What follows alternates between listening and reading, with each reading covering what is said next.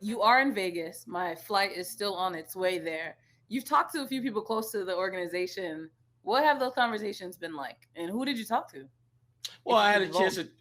Me and Danny Ainge actually had a good conversation shortly after he arrived here.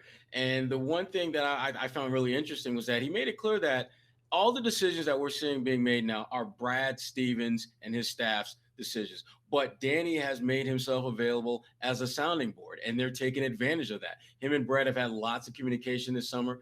And the thing that Danny said, the coolest part about what he does now is they can ask me, I could tell them, or I could not tell them. I don't have to have input into whatever they're doing. It's my choice if I want to.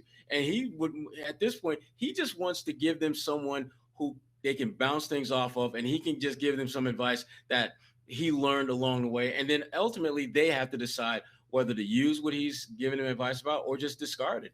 And I think the way Brad Stevens has kind of done things so far. Clearly, he's listened to Danny, but I don't think he's done everything the way Danny would have done it. Which to me, I think there's a lot you have to respect that Brad is not trying to appease his old boss. He's trying to get the damn job done right now, which is why Brad come to the barbecue, because it's about getting the damn job done. There we go. Have you talked to anyone else? I had to talk. I had a chance to talk with our good friend Grant Williams, aka El Vice Presidente.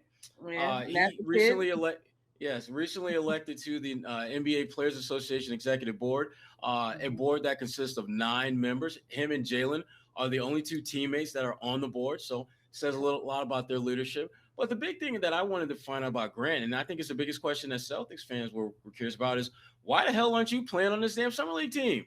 What's the deal?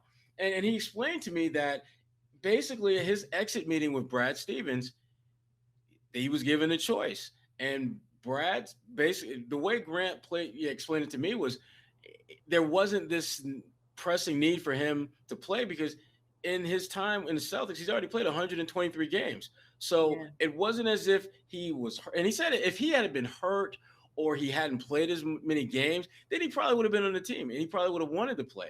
But Mm. I played 123 games. I am not hurt, so there's not a whole lot for him to have gotten out of summer league, other than to make folks like me and Celtics fans appease that he is playing more games because we want to see him get better. I thought he had a very up and down season, him and I we talked about just his season in general and some of the things that he's looking to do and to become a more reliable scorer. And I think for him, that's a natural progression that he should want because when you have a Jason Tatum, you have a Jaylen Brown, you've got all these really dynamic offensive minded players, teams are going to adjust their defense to try to limit them. That means guys like you, Grant, are going to be wide open or lightly guarded. So knocking down open shots, I think, is a big priority for him this offseason. Only time will tell if he can actually do that with the kind of consistency that I think he needs to, and the Celtics certainly need him to.